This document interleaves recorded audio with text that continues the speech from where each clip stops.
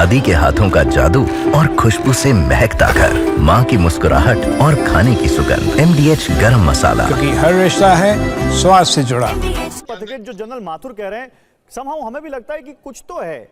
जेन जी ठीक है, गुस्सा है, जेन जी में सोशल मीडिया को बैन को लेकर बहुत अनरेस्ट है, लेकिन जेन जी इतने कोऑर्डिनेटेड मैनर में एक साथ ही हर जगह पहुंच जाए, क्या यह बिना किसी एक बड़े फोर्स के संभव है?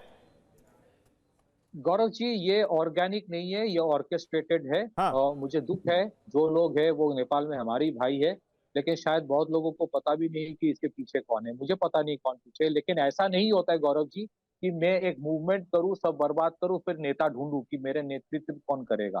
एक्चुअली अगर आपको कोई सुधार जरूरत है तो आप पहले नेता ढूंढेंगे, वो नेता जाके आपके लिए लड़ेगा, इलेक्शन लड़ेंगे। मैं चाहता हूं, मेरी गुजारिश है, अगर आप नेता नेपाल में अगर आप अभी जेन जी अपना पॉलिटिक्स में करे, बहुत अच्छी बात है, लेकिन बांग्लादेश में भी इन लोगों ने सोचा था कि 6 महीने में पूरा काया बदल देगा बांग्लादेश का, पूरा उल्टा हुआ। तो ये उनको पेशेंस रख चाहिए कि कोई भी नेता को आप सामने करोगे 6 महीने में पूरा नेपाल सिंगापुर हो जाएगा, ऐसा होता नहीं है। हालांकि सुधार जरूरत है और उनके पॉलिटिकल पार्टीज पूरा बर्बाद कर चुका है, इसमें कोई संदेह नहीं है। लेकिन आप जब इतने सब कुछ बर्बाद कर देते हो वायलेंस से, तो फिर इसको रेस्टोर करने में ही आपको बहुत सारे साल लग जाता है। अगर मुझे अपने देश को सुधारना है तो मैं पॉलिटिकली इन्वॉल्व होके करूंगा। मेरी गुजारिश है, मैं चाहूंगा कि अगर मेरी बात को सुने कि आप इलेक्शन कॉल कीजिए, जेन जी अपना पॉलिटिकल पार्टी फॉर्म करे, फिर आए इलेक्शन करके। नहीं तो ये जबरदस्ती करने से ये आदेश सुन रहे हैं आप? क्या कोई पॉलिटिकल पार्टी बनाने जा रहे हैं आप लोग? देखिए सर, मैंने आपको ये बार बार एड्रेस कर रहा हूँ, जो आप लोग कह रहे हैं कि हम पॉलिटिकल पार्टी फॉर्म करेंगे, ऐसा नहीं है सर। जो प्रोटेस्ट का मेन रीजन था वो था करप्शन, जो बरसों से नेपाल में था। नेपाल में जैसे आपने कहा, अभी तक एक भी सरकार नहीं है जिसने 5 whole years they have ruled. बिल्कुल, हमेशा राजनीतिक अस्थिरता था। हम राजनीतिक अस्थिरता और करप्शन के विरोध में बोलने आए, उन्होंने स्टूडेंट को मार दिया। It took a very violent full turn. Gen Z के बाद पूरा देश आ गया सड़क में आज, और आज इतना बड़ा हिंसा हो गया। अगर हमारे नेता लोग यस्टरडे सोल्यूशन तो पॉलिटिकली ढूंढना पड़ेगा ना यहाँ पर। सच्चिदानंद मिश्र जी, ऐसा तो नहीं है कि हमने संसद जला दी, हमने प्रधानमंत्री का घर जला दिया तो चलो अब सब मस्त रहेंगे। देश तो एक सिस्टम से चलेगा ना, वो सिस्टम कौन लाएगा?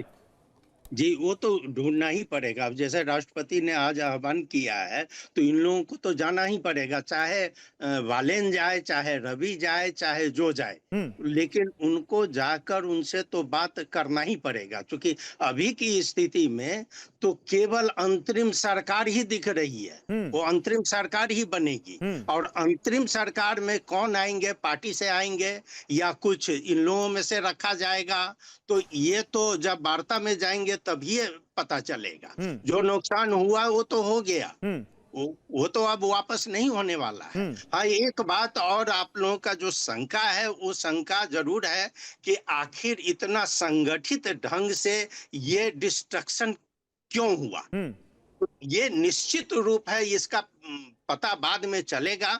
जो ये युवा आए उनको भी ये आकलन नहीं था पहले से कि ये ऐसा हो जाएगा, इतना ज्यादा नुकसान होगा। हाँ, कुछ युवा हैं जो पिछले कुछ दिनों से संचालित थे, ये अंडरग्राउंड थे और इनको बनाया गया था। जिसे राजावादी का आंदोलन विफल हो गया, उसमें भी थे, बाद में बाहर भी थे।